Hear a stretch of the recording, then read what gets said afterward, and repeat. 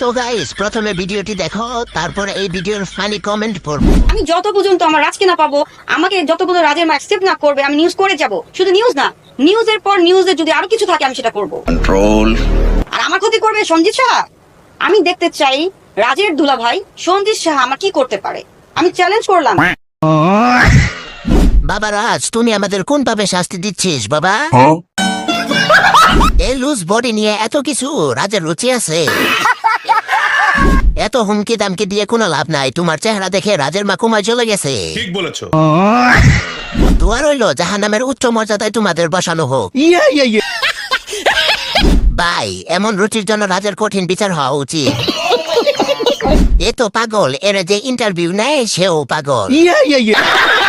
Cameraman ভাইরা কেউ ওরে একটু বিয়া করে থামান, আর ভালো লাগতেছে না। এ হলো আগের আমলের 250 টাকার কামলা।